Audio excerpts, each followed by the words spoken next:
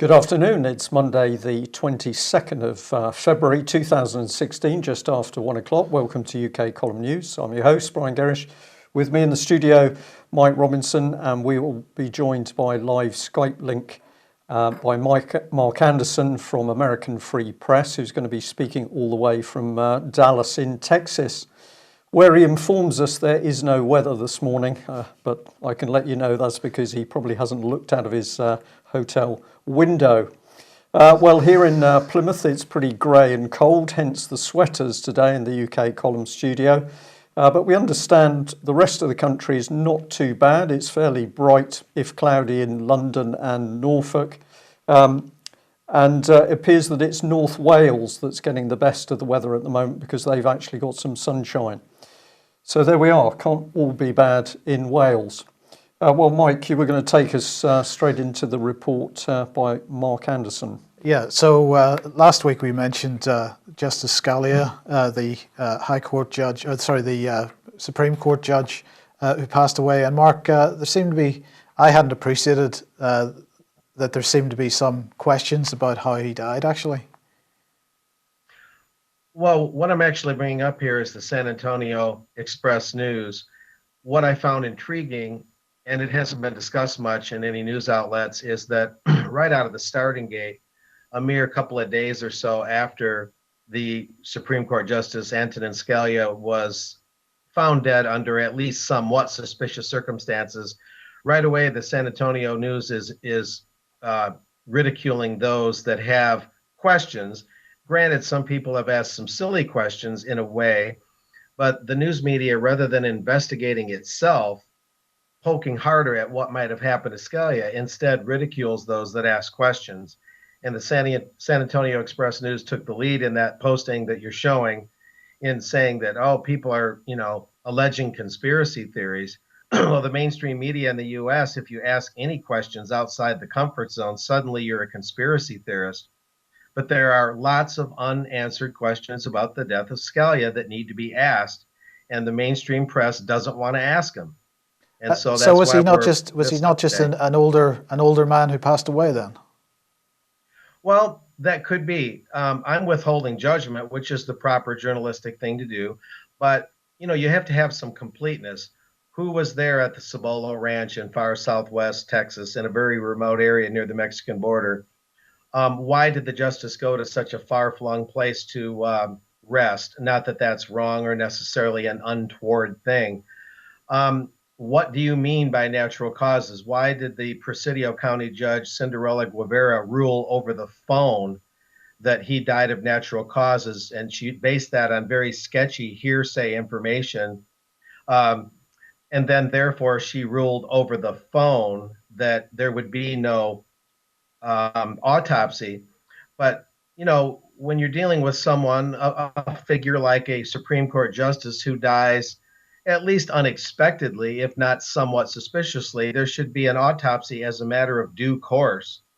But he was embalmed very quickly in a hurried way, in a rushed sort of fashion, a rush to judgment to declare it natural causes, a rush to judgment to embalm him.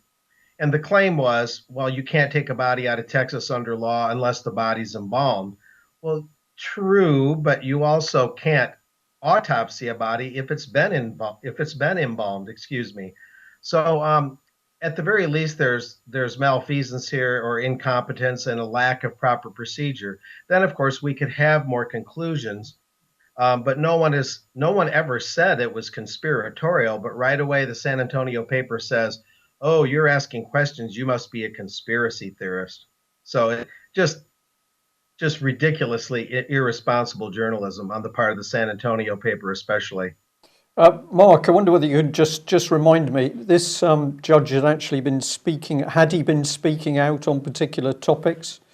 If we just focus the thing for our audience, why should we be interested in this man?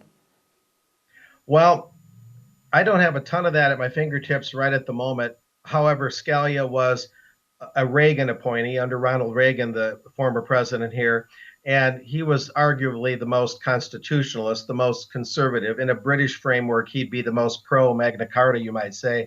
Excuse me. And so he could be expected to come down in favor of the Second Amendment, in favor of the right to bear arms. He could be expected to come down against abortion across the board. He could, and Planned Parenthood was pushed back on its heels recently when they were almost completely federally defunded due to the tissue and the baby tissue and organ sale racket that was blown open through some guerrilla journalism. So Scalia was a threat to the abortion mill, the Planned Parenthood mill. This does not imply a tit for tat or any kind of cause and effect, but he was with him gone. The court can be completely reoriented toward a more liberal, kind of aggressive socialist policy, if you will. Mark, and of course that was something which basically appeared in the mainstream news almost as soon as he was dead, and the argument then about whether Obama was going to get somebody that he wanted actually selected for this, or whether the Republicans were going to veto any Obama nomination. Is this argument still going on, and is it anything more than a circus act, really?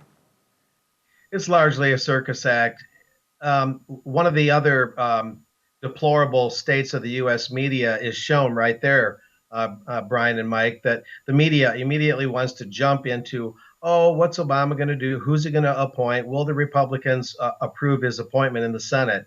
Scalia's body is, you might say, not even cold yet, metaphorically speaking, and a lot more questions need to be asked about his death, even though you can't avoid talking about who will replace him. But they're trying to rush this along, rush to judgment. Nothing to see here, folks. They're not doing due diligence in the U.S. media to, complete the reports and get a more thorough explanation of what happened. Okay, well, let's move on then. You have an article in the latest American Free Press entitled, "Is the U.S. Congress Trying to Slip NAFTA Highway Past Voters?" And this is to do with the Fixing America's Surface Transportation Act. Tell us a little bit about this. Well, for years here in Texas, was one of the reasons I'm in Texas a lot, is I've covered the construction piecemeal of the NAFTA superhighway. In Texas, it's been known as the Trans-Texas Corridor, TTC 69, TTC I-35. These are the numerical descriptions of a couple of these major thoroughfares. Long story short, roads. Yeah, they're rights of way. They're corridors where existing highways would be widened or new highways would be built in the form of toll loops and toll bypasses. And what it represents largely is the tolling of America, where everywhere you drive in terms of major interstates or semi-major interstates would be toll roads. There no longer would be freeways. And so driving would become a much more expensive proposition in the States. And the U.S. is already way overly dependent on automobiles. We lack the well-constructed train system that Europe and the UK have. Here it's more spotty. Of course, it's a very large country, but it would make driving much more expensive. It would allow much more freight to come through Mexico out of the Mexican Pacific Ocean ports, bringing in Chinese goods. And what this article is about, and that bill you mentioned, Mike, is that the big highway bill in the U.S. Congress, which was stalled for like 10 years, and they kept just kind of renewing parts of it. Well, they finally passed this big highway bill, and they slipped a lot more of these NAFTA free trade super wide highway corridors into the first full-fledged highway bill in 10 years. And these corridors basically are a network of highways, super wide corridors that go from Mexico through the U.S. to Canada. So more and more cheap imports can be flooded into the United States, which would undercut U.S. manufacturing. This lady you're showing, Terry Hall, is one of the most aggressive activists against this, as she's been for about 10 years. And in fact, I'll be in touch with her again soon, because they're trying to stop this here in Texas, which is a border state with Mexico, before it can get much further throughout the U.S. Although it's, from New York State to Washington State to Texas up to the Dakotas, it's all over, not just Texas. But it's something that's a very hard fight among the activists against the powers that be. And of course, related to this, of course, is TPP, and you're covering more of this in the latest American Free Press. When is Congress going to ratify this? The expectation is March or April. The free trade representative for the U.S., Michael Froman, acts as if the very oceans will evaporate and the sun will refuse to shine if Congress doesn't approve the TPP yesterday. Forgive my facetiousness, but that's how he is. And here you're showing the New Zealand official who was hit with a male rubber appendage in the face, as some of us have seen on the internet, by a citizen in New Zealand who said, "Thanks for selling out our country," or something to that effect, as she threw this appendage at him, this lewd object. And that was to symbolize, of course, the giveaway of sovereignty under the TPP. And what I'm stressing in this American Free Press article, you can look at it at americanfreepress.net. I think it'll be up soon. This is the hard copy version. What I'm stressing basically is that we need to remember that these trade deals are a different form of government. They're a governmental system. They're not just trade. They're much more than that. It's a supranational private governance system. A lot of Bilderberg input, a lot of Trilateral Commission input, and it's to superimpose on the traditional nation state, of course, and so it can run parallel to, but largely independent of, the nation state, and that there, of course, is a lot of collusion between the two. And what's the situation with protests in the US at the moment? Is this an issue that people are still grabbing onto up until the point of ratification? Are they still trying to avoid that? There's some protest. People are so harangued and diverted by this presidential circus here, Mr. Trump et al., all of them. And then there's the Scalia affair that we talked about, where the media is just botching the whole thing. There's a lot of diversions, of course, there in the UK as well as here for the American mind in this kind of information war that the mainstream media and their government allies conduct day out, day in and day out. And people are just all over the place. But I think as ratification approaches in the House, the U.S. House, I think more protests will happen, particularly in Washington, and I intend to try to be there when they do. But it is going to be ratified? It's going to be a tough battle, especially in the House. It's going to be one of the most tense, dramatic votes in a long, long time. There's going to be a lot of emotion. It's going to get dirty. People trying to bend arms to get other people to vote their way. It's going to get really heated. Right. Well, you mentioned Donald Trump a moment ago, so let's not forget to mention him just briefly again. What's this story about? Somebody's actually putting up some money to try to stop him. Is that the case? Yeah, this is kind of a brief mention. I found this before our show today. And the interesting thing is this Marlene Ricketts, the lady you're showing there, she's the mother of the Nebraska governor, Pete Ricketts. And Pete Ricketts, like the Scott Walker, the Wisconsin governor, like the former Indiana governor, Mitch Daniels, like the current Michigan governor, Rick Snyder, who's now got the Flint, Michigan water contamination issue under his belt. These are all birds of a feather that flock together. These are the new venture capitalists that are inhabiting the state capitals in the United States. And Pete Ricketts of Nebraska is another one. So here's Pete Ricketts' mother, the governor's mother, Marlene, coming out, and she gave money to Scott Walker, the Wisconsin governor, when he was running. She's giving money to everyone but Trump in an effort to unseat Trump. What I don't really understand, though, is why she gives money indiscriminately to everyone else and not just her favorite candidate. It's this this idea that Trump is not going to be fully accepted by the Republican Party, even though he's leading as a Republican in the race. His own party, the Republicans, won't accept him. And he's a venture capitalist, just like the rest of the guys I just mentioned. But for some reason, the venture capitalist crowd, the investor class, doesn't like Donald Trump, who I thought was one of them. So Trump is pushing a lot of buttons that the Republican establishment doesn't like. And it'll just be interesting to see if they'll keep him or if they'll shun him and say they want Marco Rubio. And so that we'll be watching that. Okay, Mark, thank you for that. I just wanted to ask you if you give us a brief update on the Bundy Ranch, Oregon events. Of course, we had that really unfortunate, disgraceful shooting. Since then, it seems to have gone reasonably quiet. Many people here in UK still won't know what took place. Can you give us a little bit of an update? As an introduction, I've got the article that you've written recently for American Free Press. Activists claim Oregon turning into a police state. What's been going on there?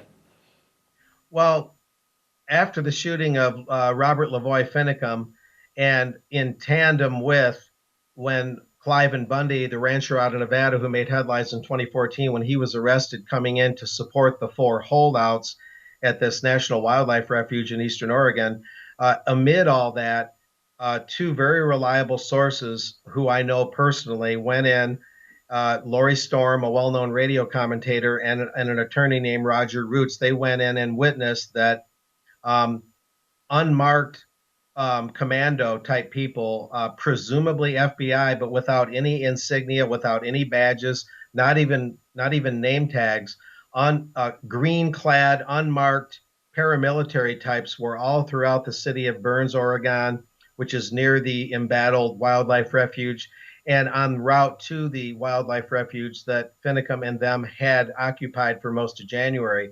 So you have a lot of soldier paramilitary types out there without any insignia, occupying parts of the town, blockading streets, and treating the area like a quasi-police state. And to the best of my knowledge, a lot of that is still going on. I need to make a call even today and find out what's going on.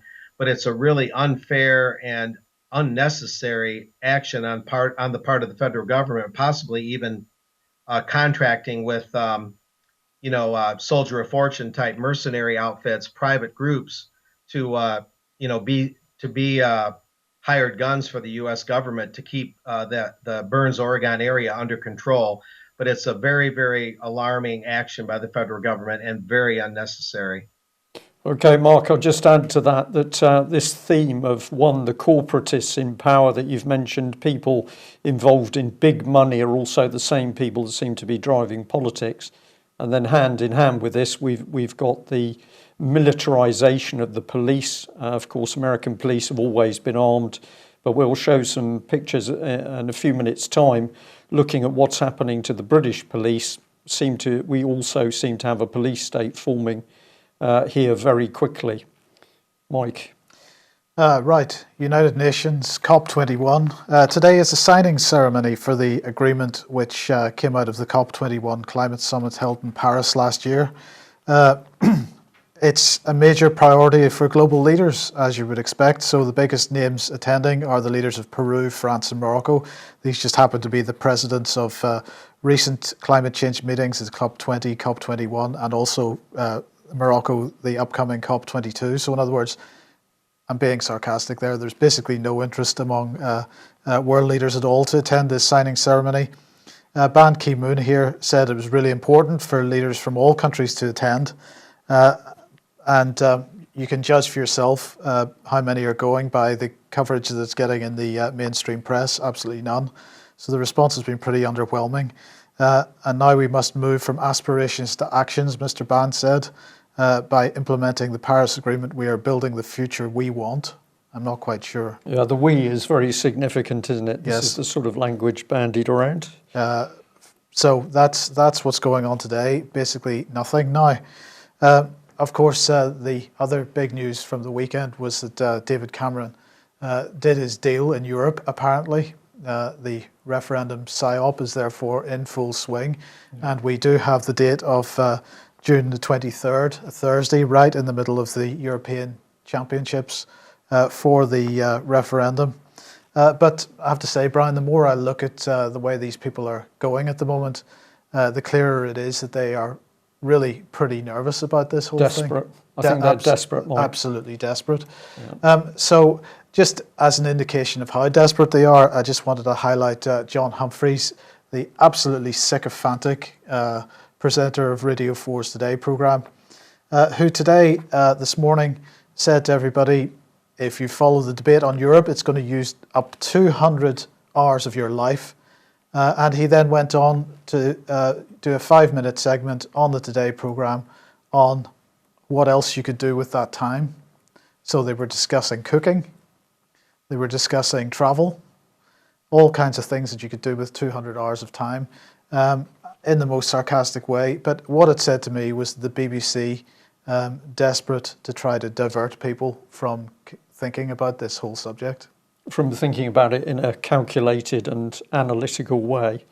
And if I'm just given a personal opinion, it seems to me that the game is that they are ramping up the no side at the moment, because what is that going to do? That's going to mean that people who are really worried about the EU are going to think everything is okay. They're going to sit, they're going to do nothing. And then I think we can expect to see some of the no's change side. Michael Gove, I would believe, would be one of the key ones. So BBC, it's not worth bothering your little heads with. Go and do something else, go gardening. And meanwhile, the opposition controlling both sides of the debate. Absolutely. And this, to me, this is another example of how desperate they are to do exactly that. So they've put Boris Johnson, he's backing Brexit, apparently. That's what he's saying. He is claiming to be on the no side. I believe that's a total lie. His father was on the Radio 4 Today programme this morning telling everyone that this was a career-ending decision for Boris. And I believe that's just a load of nonsense. So Boris has been deployed. He's been deployed to take control of the no campaign and to make sure that he is the strongest personality in the no camp. He is the person that the mainstream media is going to go to, and he is going to control the no campaign from here until June. So this is a PSYOP, a psychological operation, absolutely designed to control both sides of the argument. Well, here we go. Because, of course, one of the biggest reasons we would want to stay in Europe is financial and economic. And so here's another part of it, an attack on sterling. Who's doing this? It could be a normal reaction by the markets, in quotes, to Cameron's news, or is it George Soros up to his tricks? Should we allow Mark an answer to that one? Soros seems to be getting everywhere at the moment, but also he's coming out in the public domain a bit more. Do you think that Soros is really the driving force behind the decline of the banks and the move for the one world banking system? Well, certainly he plays a role. I don't have anything specific or concrete right at the moment at my fingertips on that. The Brexit thing, that's for Britain to possibly leave the European Union, correct? Yep. That was discussed in a newspaper interview in the Financial Times on the cusp of the last Bilderberg meeting in Austria by Martin Wolf, a frequent Bilderberg journalist attendee. And he interviewed people, and they talked about Brexit in the sense that it appears that Bilderberg would not want Britain to leave the European Union. Of course, that's a very powerful behind-the-scenes group, but I'll just recall that as a contribution here today. Okay, thank you for that.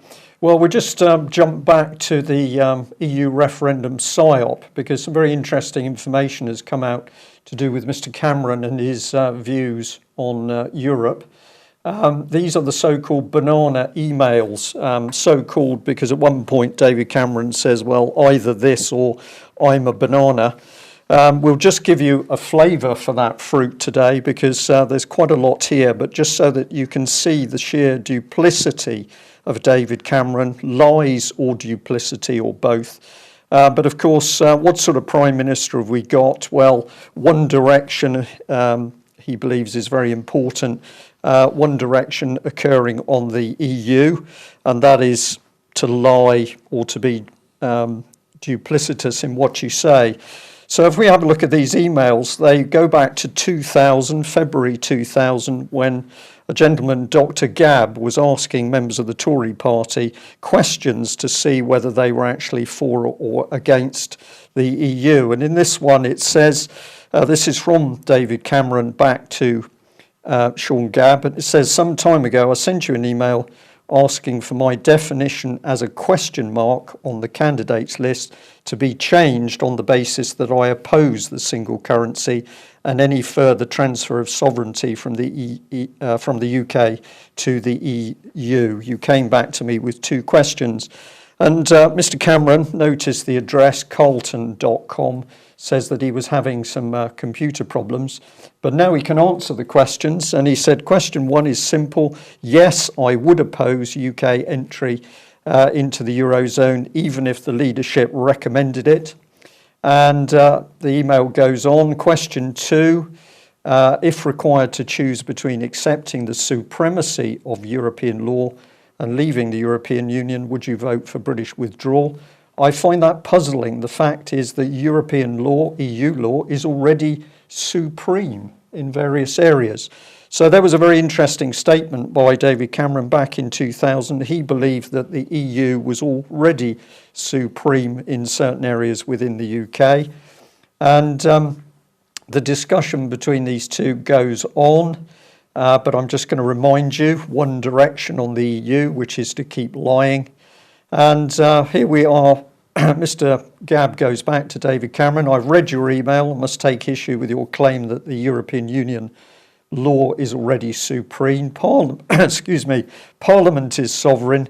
It passed the European Communities Act. It's chosen to allow other bodies to exercise a wide jurisdiction under that act, but it can appeal the act at any time it feels inclined.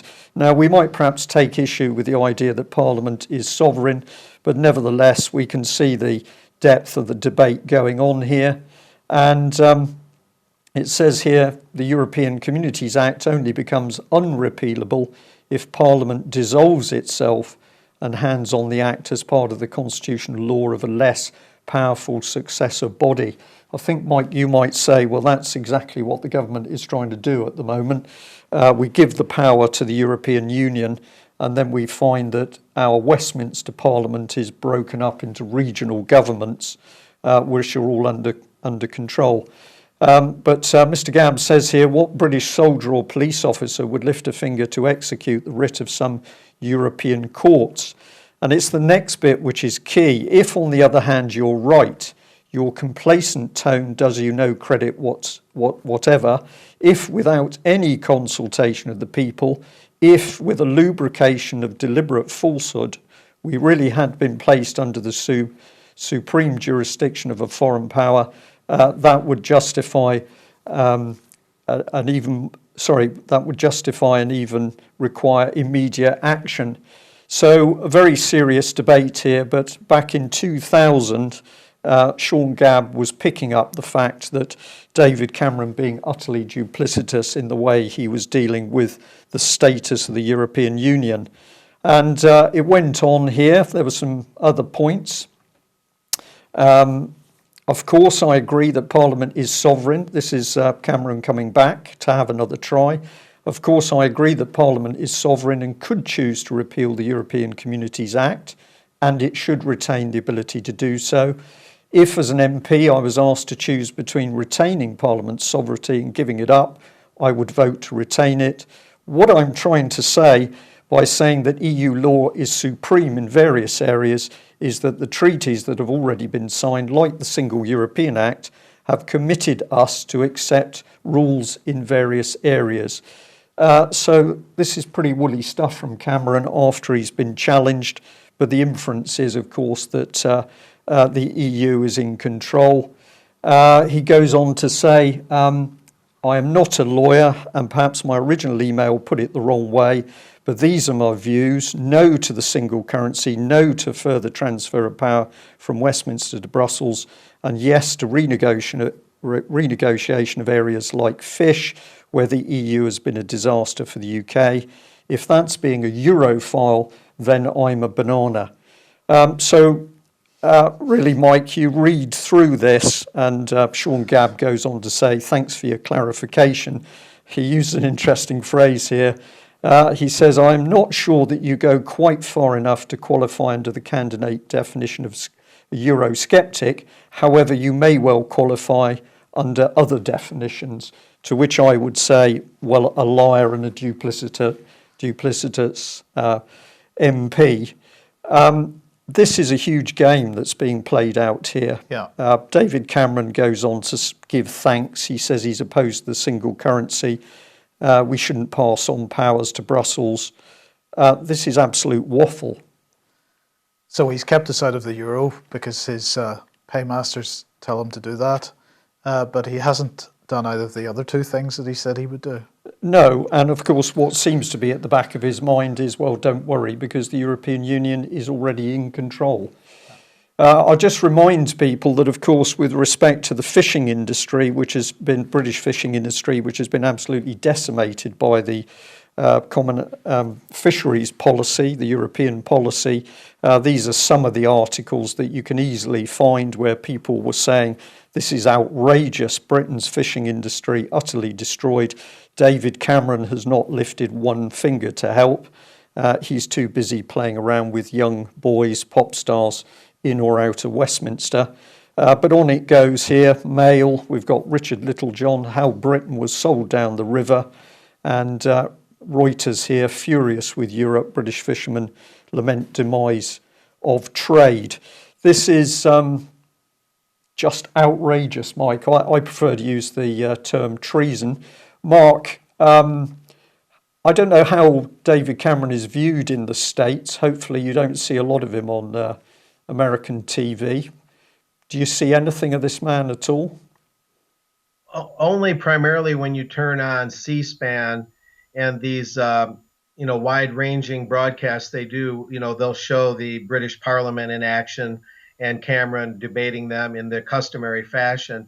I would just comment that the treaty law, the idea that treaties can override or sidestep your domestic law, is a very serious issue in the UK and the United States.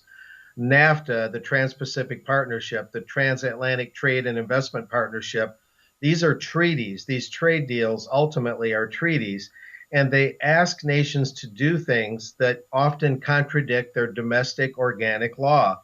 And so then you have people like Cameron saying, well, sure, I respect UK sovereignty, unless there's a treaty or we have, previous agreements.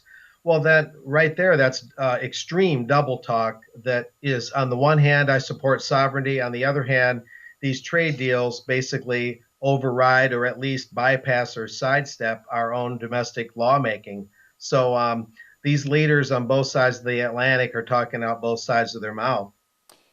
Okay, totally agree with that. We just remind people of who's really in control in UK, and it's certainly not David Cameron. This is a very simple overview, but David Cameron is really just the media puppet. He's good for posing outside Westminster with pop groups. The man running the country is this man, Oliver Letwin, apparently former NM Rothschild employee. This is the man driving government policy. He is running the Cabinet Office. And we are increasingly told he is the man running the Tory party with a rod of iron.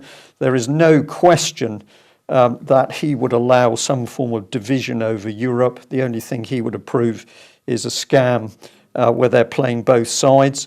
Remember that his number two is Mr. Transparency himself, Conservative Transparency Minister Francis Maude.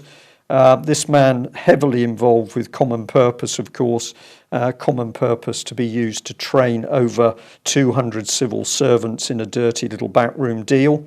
The powerhouse is this man.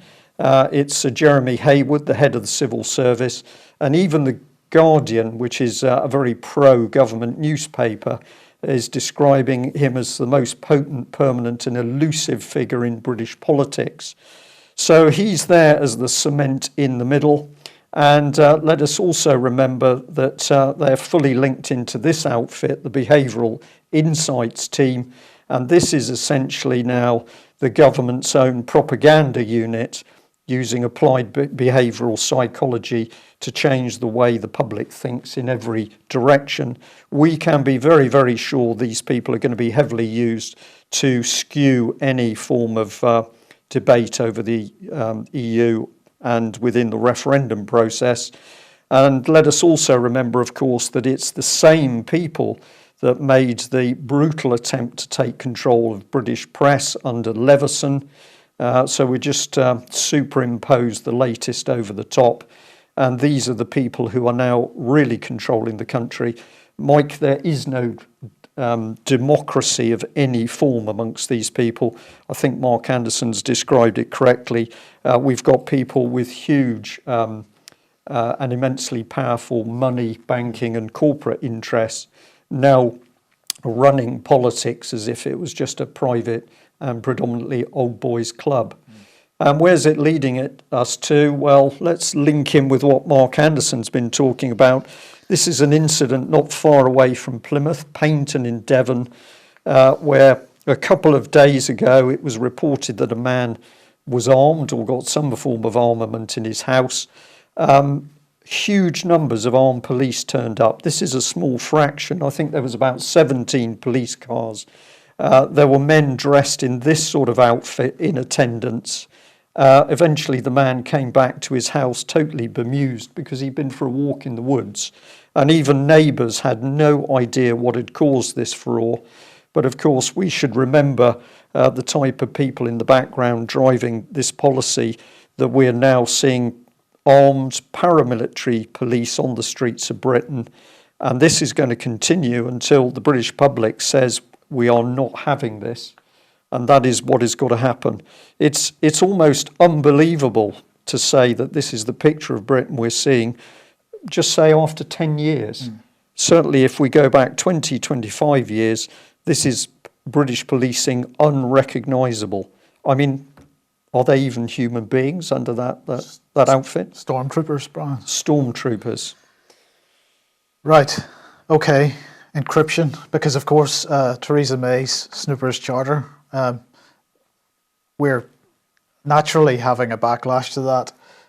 But I have to say I'm going to be a little cynical about Apple's claims to be civil libertarians. I think this is a load of nonsense. It's the same kind of battle, actually, as net neutrality in a sense. It's a false one because we've got a corporation here pretending that it's standing up to government. I believe this is a marketing exercise. Apple's trying to convince the world that it's fighting national governments.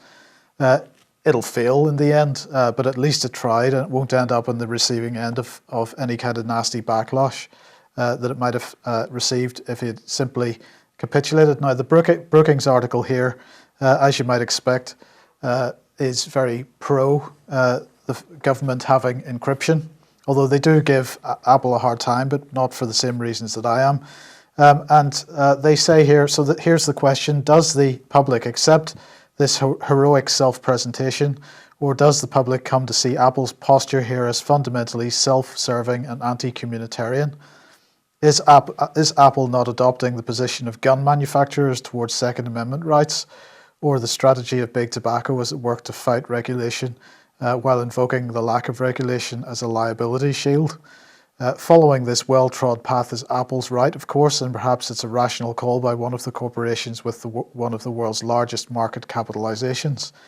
But the final decision here doesn't belong to Tim Cook. It belongs to the people, and it's time for Congress to act. So Brookings is calling for Congress to act. Brookings believes that governments should have the right to have access to encrypted material held on phones, computers, and other places. It's going to be a bit of a fight between us as individuals and these corporate and government interests, because I don't believe they're on opposite sides of the fence here. Apple is in total control of their products. They control the hardware, they write the firmware that controls the hardware, they write the operating system which we use to use the hardware, and they write many of the applications, and they encourage people to store their data on their own, on Apple's cloud infrastructure. So at each of these levels, Apple could implement, if they haven't already, some kind of backdoor giving governments access to encrypted data. Who would know? Because it would need a whistleblower from Apple of the scale of Edward Snowden, perhaps, and that type of person doesn't come around too often. But nevertheless, there are some serious points in this debate, and this is one of them, because Apple, of course, started this whole publicity furore by issuing an open letter, which they published, and Privacy International here pointing out that under Theresa May's latest investigatory powers bill, if that were to become law, then Apple would have been prohibited from issuing this letter, and people would effectively not be aware of whether or not there was any kind of discussion going on about whether encryption, there should be backdoors written in. Now, the point that most people are making, of course, is that if governments have access to encryption, if governments can decrypt encrypted material, then so can hackers and so can criminals. So I'm going to say I applaud the work of the Electronic Frontier Foundation, Let's Encrypt Mozilla, and other people in this debate. At the end of the day, it's going to come down to us as individuals about how much of a fight this becomes. But I'm pretty cynical about Apple's part in it. Mark, have you got any thoughts on this? A little. It's interesting and curious that Brookings is involved. Brookings, one of the most Bilderberg connected think tanks in the entire world. That's a footnote there. I agree with you, Mike. It sounds a little disingenuous, this whole thing. It's almost as if Apple wants to be the civil libertarian for publicity's sake as much as maybe for liberty's sake. I guess we'll see. But the bottom line is there's no surprise that Brookings, which is in favor of the collusion of the private sector and government to the nth degree, it's no surprise that they would want government to have a more intrusive stance and more surveillance powers. So we'll see how this develops to see if Apple's being real about this. Hopefully they are, and hopefully they'll stand up against more government surveillance, which is already way over the top. Okay. So, final main story today, finance. This is from a few days ago. 3 of the FTSE 100's riskiest dividends, Royal Bank of Scotland Group, Lloyds Banking Group and Barclays PLC, and this is the Motley Fool, asking, well, they're saying, in recent articles, I've been running some tests to gauge business and financial quality to see if dividends seem built to last in some of the popular FTSE 100 companies. Of the firms considered, Royal Bank of Scotland, Lloyds Banking Group and Barclays scored the lowest, suggesting fragile forward payouts, and then it goes on to explain why that is. So it is perhaps a little surprising under those circumstances that those organisations and HSBC are ready to pay out dividends despite the fact that they're effectively bankrupt. So what are we looking at here? Lloyds looking to pay shareholders $2 billion. HSBC and Barclays, as well as Royal Bank of Scotland, they're expected to hand out bonuses of $5 billion. The question in this article here is, will the Bank of England permit these dividend payments and bonuses? Well, of course they will. And after all, as much money as possible has to be gotten out of the system pretty much as quickly as possible now, Brian. Well, if you're in the system and you know that big parts of the system are going to collapse, you want to get your money out as fast as possible, I would think. Yeah. Bank of Ireland also, sorry, I do get myself mixed up here. Bank of Ireland also getting in on the act. They're going to be paying a dividend for the first time since 2008. But let's just keep in mind where the financial system actually is. So Bloomberg Gadfly talking about the situation with commodities, a $3.6 trillion dollar black hole. They say, Christopher Langer here says, markets rallied this week after it became clear that some of the world's biggest oil producers were going to curb production and stop prices from dropping any further. The news also buoyed other commodities from coal to iron ore. Then everything dropped on Thursday with oil. Before the global financial crisis, a rise in raw materials prices used to be bad news for the economy and stocks in general.